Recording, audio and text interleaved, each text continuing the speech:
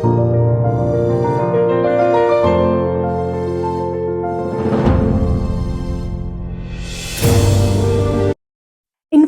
की प्रॉब्लम ने महामारी का रूप ले लिया है। आज हर 6 में से एक कपल इनफर्टिलिटी से परेशान है। बहुत सारी ट्रीटमेंट लेने के बाद लोगों को ये लगता है कि आईवीएफ ही आखिरी सॉल्यूशन है, लेकिन अगर वो फेल हो गया तो क्या?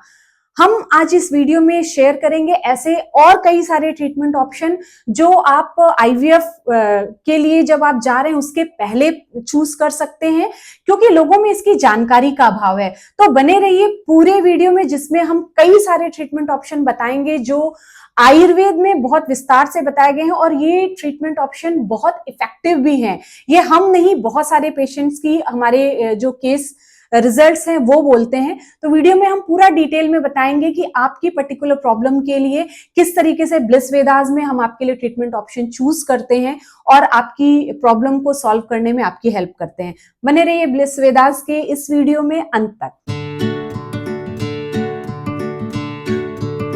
नमस्कार, मैं doctor Sarita Mishra, Ayurvedic gynaecologist, holistic health care expert and founder of bliss Vedas, the holistic health care brand of holistic Bharat.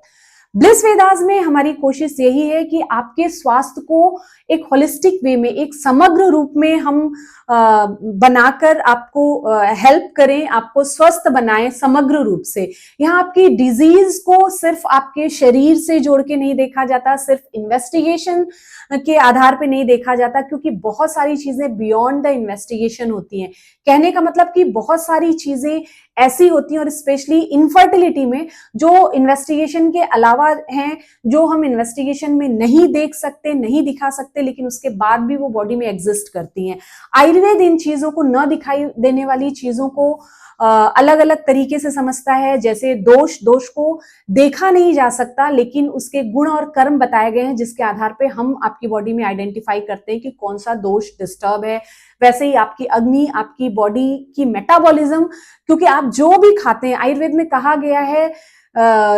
जो रोग हैं वो हमारे आहार से और हमारे विहार से बनते हैं।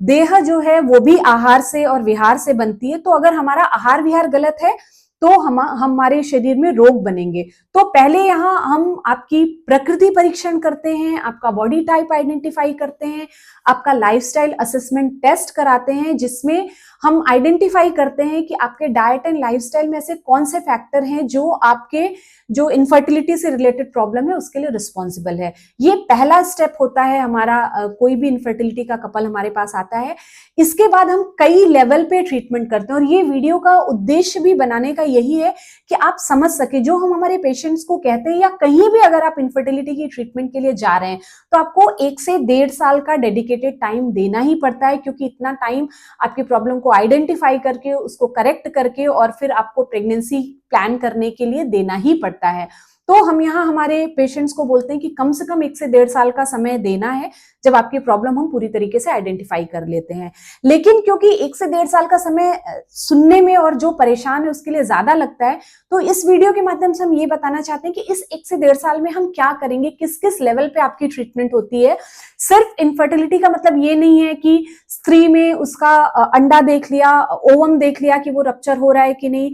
हस्बैंड में स्पर्म देख लिया कि वो प्रॉपर है कि नहीं, आपकी ट्यूब ओपन है कि नहीं, क्योंकि बेसिक जो इनफर्टिलिटी में टेस्ट होते हैं यही 3 होते हैं। उसके अलावा बाकी जो हार्मोनल प्रोफाइल है। लेकिन बहुत बार ये चीजें आइडेंटिफाई होने के बाद अगर हम, या तो बहुत बार करेक्ट करने लायक नहीं होती, अब ट्यूब ब्लॉक है तो उसमें जो ट्रीटमेंट ऑप्शन समझ में आता है कि हमें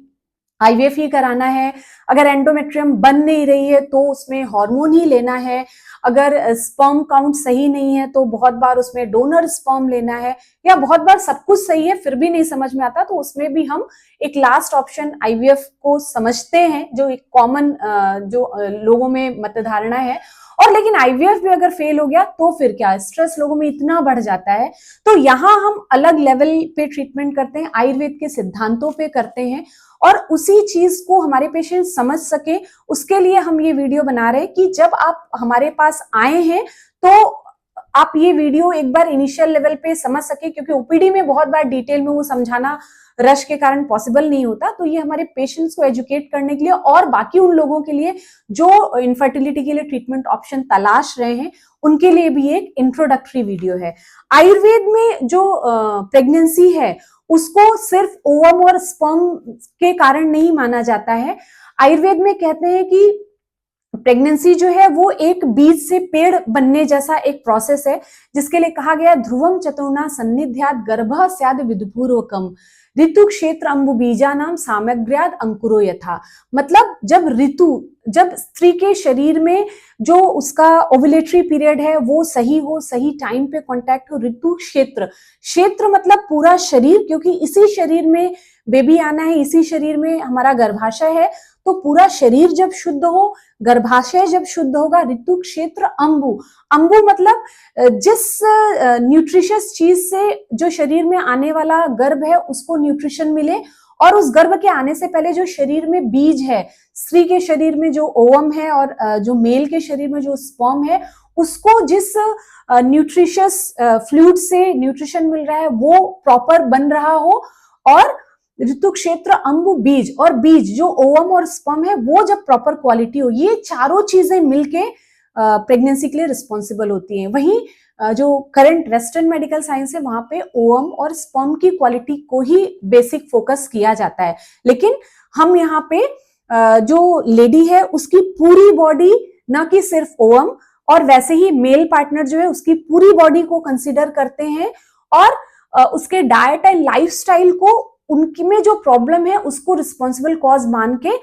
पूरी बॉडी, और फिर जो लोकल क्षेत्र है, जो यूट्रस है या जो ओवम है, जो स्पर्म है, उसकी ट्रीटमेंट प्लानिंग करते हैं। तो हम हमारे आने वाले पेशेंट्स की बॉडी में पहले देखते हैं, रिपोर्ट्स जो हैं वो ठीक है, उन रिपोर्ट्स के भी आधार पे और शरीर में पाए जाने वाले लक्षणों के आधार पे हम पहले आइडेंटिफाई करते हैं कि जो दोष हैं, आयुर्वेद में अगर बीमारी बन रही है तो आपको 3 चीजें समझनी होंगी कि जो डाइट एंड लाइफस्टाइल है वो हमारे बीमारी का कारण है, जिसे हम आयुर्वेद में निदान कहते हैं। हम पहले निदान परीक्षण करते हैं, फिर उसके बाद आपकी अग्नि का आइडेंटिफिकेशन किया जाता है, आपका मेटाबॉलिज्म कैसा है, क्योंकि जो भी डाइट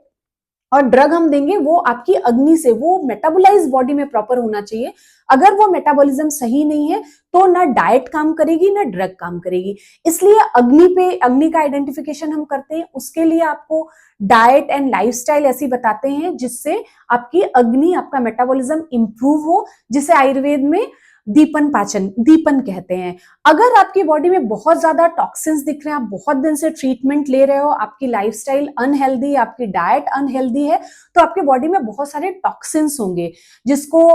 हम अभी करंट सिनेरियो में हम समझ सकते हैं कि जो हार्मोनल इम्बैलेंस है, या जिसको आजकल कहा जाता है कि इन्फ्लेमेशन, ओवरीज में इन्फ्लेमेशन है, या यूट्रस में इन्फ्लेमेशन है, या यूट्रस की जो झिल्ली है वो अच्छे से नहीं बन रही, कहीं भी जो आपका फिजियोलॉजिकल डिस्टर्बेंस हो रहा है उसको हम दोषों के एक्यूमुलेशन के कारण हम मानते हैं। तो जिसको हटाने के लिए या तो हम पाचन, 2 ऑप्शन हमारे पास रहते हैं। अगर जो टॉक्सिन्स है वो मीडियम लेवल पे है तो हम उसे पाचन की क्रिया द्वारा, ऐसी औषधियां, ऐसी लाइफस्टाइल, ऐसी डाइट बताई जाती है जिससे आपके बॉडी में जो टॉक्सिन्स हैं उनका डाइजेशन हो और बॉडी से रिमूवल हो। और अगर बहुत ज्यादा टॉक्सिन्स है तो फिर हम पंचकर्म की प्रक्रियाएं करते हैं। वो आपका प्रॉब्लम देख के हम आइडेंटिफाई करते हैं कि लंघन और दीपन के बाद आपका हम पाचन करेंगे, आपके जो दोष हैं उसका पाचन करेंगे, या पंचकर्म से आपका शोधन करेंगे।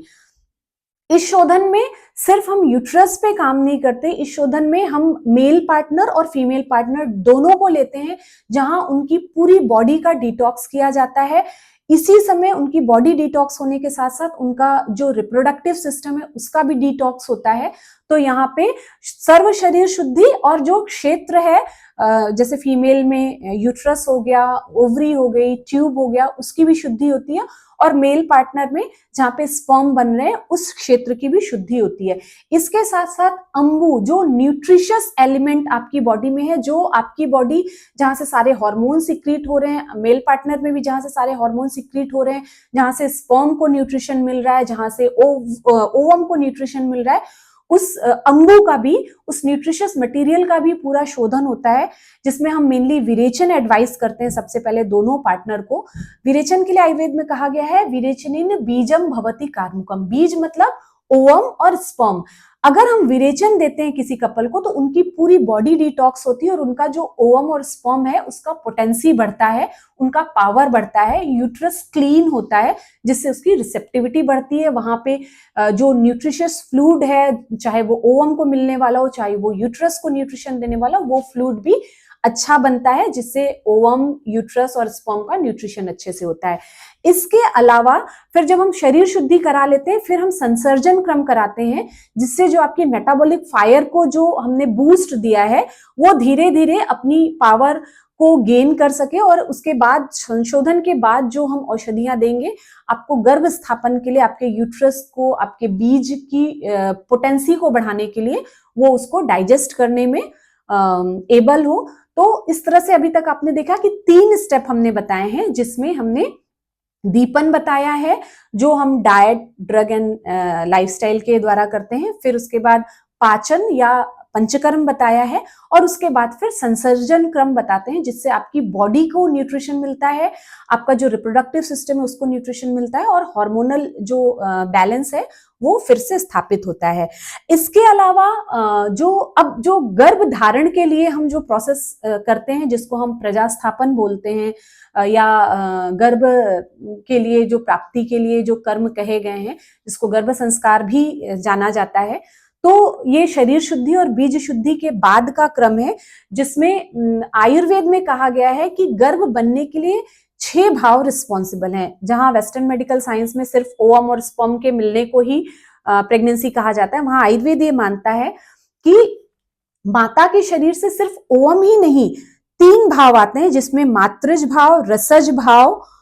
जो है, और जो सात्मज भाव है। माता के शरीर से ओवम तो आता है, माता जो न्यूट्रिशन ले रही है उसमें भी कई ऐसे फैक्टर हैं जो प्रेगनेंसी के लिए रिस्पॉन्सिबल होते हैं या प्रेगनेंसी के लिए हानिकारक होते हैं, और सात्मज भाव जो माता के लिए अनुकूल है या अनुकूल नहीं है। ऐसे 3 फैक्टर मदर के बॉडी के रिस्पॉन्सिबल फैक्टर हैं प्रेगनेंसी के लिए। वैसे ही पिता से पितृज भाव आता है जो स्पर्म के थ्रू ट्रांसफर होता है, और 2 भाव ऐसे हैं जिसमें माता पिता का भी रोल नहीं है, वो आयुर्वेद ही मानता है, और ये भाव बहुत रिस्पॉन्सिबल है गर्भधारण के लिए, क्योंकि बहुत बार आप देखते हैं कि सब कुछ सही होने के बाद भी प्रेगनेंसी नहीं ठहर रही है। तो उसमें जो बताया गया है सत्वज भाव और आत्मज भाव, क्योंकि आयुर्वेद जो है वो सनातन शास्त्र को मानता है, और ये बोला गया है कि जीवात्मा जो है वो सत्व के साथ गर्भाशय में प्रवेश करती है। जब स्पर्म और ओवम मिलता है तो उस संयोग के समय आत्मा जो है वो अपने पूर्व जन्म के किए गए कर्मों के अनुसार उस सत्व को लेके जब तक प्रवेश नहीं करती तब तक गर्भ नहीं बनता है। बहुत बार आपने देखा होगा कि स्पर्म ओवम मिलने के बाद कंसेप्टस तो बना, एम्ब्रियो तो बना, लेकिन वो उसमें डिवीजन नहीं होता, उसमें ग्रोथ नहीं होती, क्योंकि उसमें आत्मा और सत्व का जो आना है, जो स्थापन है, वो नहीं होता। ये क्रिया हमारे हाथ में, कंट्रोल में नहीं है। हमारे हाथ में जो कंट्रोल में जो क्रियाएं हैं वो माता के शरीर से जो 3 भाव आ रहे हैं और जो पिता के शरीर से आ रहे हैं वो हमारे कंट्रोल में है, तो हम उनकी शुद्धि पे भी फोकस करते हैं। अब इन भावों की शुद्धि जो है वो भी हमारे आहार विहार द्वारा ही होती है। तो पंचकर्म के बाद भी, पंचकर्म करके ये नहीं सोच लेना है कि हमने पंचकर्म करवा लिया और अब सब कुछ सही हो जाएगा। पंचकर्म के बाद उन भावों के पोषण के लिए आपको डाइट, लाइफस्टाइल और ड्रग, फिर से अलग कैटेगरी की डाइट, लाइफस्टाइल एंड ड्रग बताई जाती है जो आपके शरीर को, आपके रिप्रोडक्टिव सिस्टम को, आपके मन को तैयार करती है जिससे उत्तम गर्भ आपके शरीर में आए। क्योंकि आयुर्वेद में जो गर्भ धारण है वो बहुत पवित्र प्रोसेस माना गया है। वहां सिर्फ वो सेक्सुअल एक्ट नहीं है, वो हमारी उत्तम संतति के निर्माण के लिए बहुत इंपॉर्टेंट प्रोसेस है। इसलिए उसमें आध्यात्म भी जोड़ा गया है, क्योंकि हमारा मन और आत्मा भी उसमें इन्वॉल्व रहता है। तो वो पूरे प्रोसेस बताए जाते हैं, आपको कौन से प्रोसेस किस तरीके से करने हैं, आपको डाइट कैसा रखना है, आपको आपके मानसिक भाव कैसे रखने हैं, आपको अपना आचरण कैसा रखना है। और अगर वेस्टर्न साइंस के हिसाब से भी माने तो जो हमारा डाइट, हमारा जो थॉट प्रोसेस है वो हमारे हार्मोनल बैलेंस के लिए बहुत जरूरी होता है, ओवुलेशन के लिए बहुत जरूरी होता है, ओवम की क्वालिटी के लिए बहुत जरूरी होता है, और यूट्रस की रिसेप्टिविटी के लिए बहुत जरूरी होता है। तो आयुर्वेद में जो चीजें बताई गई हैं वो सिर्फ ऐसे ही कपोल कल्पित नहीं है, उसके पीछे का साइंस बहुत स्ट्रांग है, जो हम रेगुलर बेसिस पे हम ओपीडी में हमारे पेशेंट्स को नहीं बता सकते। लेकिन ये इस वीडियो के माध्यम से वो चीजें हम आपको कन्वे करना चाहते हैं कि यहाँ किस तरीके से हम ट्रीटमेंट, जो भी हम डाइट है, लोग सिर्फ सोचते हैं कि दवा लिया और काम आपका हो गया, या पंचकर्म करवाया तो बस अब तुरंत ईगरली रिजल्ट के लिए वेट करने लगते हैं। पंचकर्म जो है वो आपके शरीर की तैयारी है, शरीर की क्लीनिंग है, जो तुरंत बीज बोया और तुरंत फल नहीं आएंगे। बीज बोने के बाद एक टाइम लगता है, जब फल आते हैं एक टाइम तक हमें इंतजार करना पड़ता है, वो प्रिपरेशन ग्रोथ का टाइम होता है। वैसे ही पंचकर्म के बाद हम फिर से पंचकर्म करके शुद्धि किया है, उस खेत को तैयार किया है, उसके बाद जो बीज डालने हैं वो हम जो भाव शुद्धि बताते हैं उसके थ्रू करते हैं। जो गर्भ संस्कार जो किया जाता है, जो आपको डाइट, लाइफस्टाइल, मानसिक आचरण जो बताए जाते हैं, वो सारा कुछ आपका जो गर्भ है उसके प्रिपरेशन के लिए तैयारी है। तो आपको धैर्य रखना होगा, टाइम से ही, बीज बोते ही तुरंत जैसे फल नहीं होता है, वैसे ही पंचकर्म करते ही या गर्भ जो संस्कार की जो क्रियाएं हम लोग करते हैं वो करते ही गर्भ नहीं होगा, वो होने में टाइम लगता है, जिसके लिए कम से कम 3-4 महीने का टाइम लगता है। आप डिपेंड करता है कि आप कितने अच्छी तरीके से उन चीजों को फॉलो करते हैं। तो अगर प्रेगनेंसी के लिए आप आयुर्वेद में ट्रीटमेंट लेने आ रहे हैं तो आपको पूरा धैर्य रखना होगा, क्योंकि आयुर्वेद में गर्भधारण के लिए श्रेष्ठ, आयुर्वेद में बहुत सारे फैक्टर्स बताए गए हैं जो अलग अलग चीजों के लिए बेस्ट हैं। तो गर्भधारण के लिए जो श्रेष्ठ फैक्टर बताया गया, वो कोई ड्रग नहीं बताई गई, वो कोई डाइट नहीं बताई गई, वो कोई लाइफस्टाइल नहीं बताई गई, वो हमारा मानस भाव बताया गया है कि सौमनस्य गर्भ कराणाम। हमारा जो मेंटल कामनेस है वो प्रेगनेंसी के लिए सबसे बेस्ट फैक्टर है। तो ये सौमनस्य कैसे आएगा? जब हम डाइट भी उसी तरीके से लें, जब हम अपनी लाइफस्टाइल भी उसी तरीके से रखें और हम अपने मानसिक आचरण भी उसी तरीके से रखें, ताकि बॉडी, शरीर और मन दोनों में सौमनस्य, दोनों में जब बैलेंस होगा तब हमारा शरीर उस शुद्ध सत्व और आत्मा को लेने के लिए तैयार होगा। जब शरीर शुद्ध होगा, जब बीज शुद्ध होगा, तो ही उसमें वो उत्तम आत्मा आएगी। और ड्यूरिंग जो क्वाइटल एक्ट है उसके लिए भी हम चीजें एडवाइस करते हैं, क्योंकि वो भी बहुत पवित्र कर्म बताया गया है, तो उसको एक जो संस्कार है उसकी तरह करना चाहिए। तो उसके भी प्रोसेस, जो पेशेंट विलिंग है हम उनको बताते हैं, ये सभी को नहीं बताया जाता क्योंकि लोगों में अभी इतनी अवेयरनेस नहीं है। लेकिन ब्लिस वेदास के माध्यम से हमारा उद्देश्य ये है कि इन चीजों के बारे में, जिसे प्रजेष्टि यज्ञ भी कहते हैं, अभी इधर नॉर्थ इंडिया में इसका बहुत ज्यादा अवेयरनेस नहीं है, लेकिन साउथ और महाराष्ट्र में बहुत सारे ऐसे वैद्य हैं जो प्रजेष्टि यज्ञ करते हैं और पूरा गर्भ संस्कार और पूरा, अगर इनफर्टिलिटी नहीं भी है तो भी लोग इस तरीके से प्लानिंग करते हैं, अपना दीपन पाचन करवाते हैं, संशोधन करवाते हैं और फिर गर्भ संस्कार के द्वारा गर्भ प्राप्ति करते हैं, जिससे आप अपने, ये प्रोसेस इतने इफेक्टिव है कि आप अपने बेबी को इससे कस्टमाइज कर सकते हैं। आज कस्टमाइजेशन का जमाना है, हम हर चीज कस्टमाइज करते हैं, लेकिन एक जो बच्चा जो आपकी पूरी जिसको कहते हैं आपकी परंपरा को आगे लेके जाने वाला है, सोसाइटी में आपका रिफ्लेक्शन आगे चल के होगा, उसके बारे में हम नहीं सोचते। उसके बारे में बस हम ये सोचते हैं कि एक दवा लिया और बस बेबी हो गया। प्री कंसेप्शनल भी जो लोग थोड़े अवेयर हैं, वो प्री कंसेप्शनल जब काउंसलिंग के लिए या एडवाइस लेने जाते हैं तो सोचते हैं बस कुछ फॉलिक एसिड, कुछ मल्टीविटामिन लिया, कुछ टेस्ट करवाया और प्री कंसेप्शनल हमारा पूरा हुआ। लेकिन आयुर्वेद इससे कई लेवल ऊपर बढ़ के आपको प्री कंसेप्शनल एडवाइस देता है, इनफर्टिलिटी ट्रीटमेंट के लिए कई सारे ऑप्शन देता है। जरूरत है अवेयरनेस की, जरूरत है विश्वास की, जरूरत है धैर्य की। तो अगर आप विश्वास के साथ आयुर्वेद में आते हैं, धैर्य पूर्वक और भिषक वश्यता, मतलब डॉक्टर की बात पूरी तरीके से मानते हैं, तो आपकी जो इनफर्टिलिटी की जर्नी है वो उत्तम संतान प्राप्ति के लिए बहुत जल्दी तैयार हो जाएगी। और अगर आप हेल्दी हैं, तब भी अगर आप हेल्दी प्रेगनेंसी पाना चाहते हैं तो एक ऐसा बेबी जिसकी आप कल्पना करते हैं वो बेबी भी आप पा सकते हैं, अगर आयुर्वेद में बताए गए आप नियमों का पालन करते हैं। तो आशा है ये वीडियो आपके लिए बहुत इंटरेस्टिंग रहा होगा, ज्ञानवर्धक रहा होगा और बहुत सारी बातें जो शायद, और बहुत सारे टर्म जो शायद आपने पहले नहीं सुने होंगे। हमारा उद्देश्य यही है कि इन टर्म्स को आप समझें, क्योंकि जब ओपीडी में हम इन बातों को समझाते हैं, हम विरेचन बोलते हैं, हम वस्ती बोलते हैं, तो लोग उनको समझ नहीं पाते। तो इन वीडियोस के माध्यम से हम हमारे पेशेंट्स को, समाज के लोगों को आयुर्वेद की टर्मिनोलॉजीज के लिए, आयुर्वेद में जो ट्रीटमेंट ऑप्शन है उनके लिए अवेयर करना चाहते हैं, तो अगर आप या आपके जान पहचान में कोई ऐसा है जिसे प्रेगनेंसी प्लान करनी है या जो इनफर्टिलिटी से परेशान है, जो ट्रीटमेंट ऑप्शन तलाश रहा है, तो जरूर इस वीडियो को उसके साथ शेयर करें। वीडियो पसंद आए हो तो इसे लाइक और चैनल को सब्सक्राइब जरूर करें, ताकि ऐसी ही महत्वपूर्ण जानकारियां जिनके बारे में अभी बहुत ज्यादा बातें नहीं की जाती हैं, लोगों को बहुत ज्यादा पता नहीं, लोगों को मालूम चल सके। और आपका एक लाइक एंड शेयर शायद किसी की जिंदगी में एक नई आशा की किरण ले आए। तो फिर से एक बार वीडियो को अंत तक देखने के लिए धन्यवाद, और कोई क्वेश्चन हो तो कमेंट बॉक्स में जरूर डालें, हम उसका जवाब देंगे। Thank you.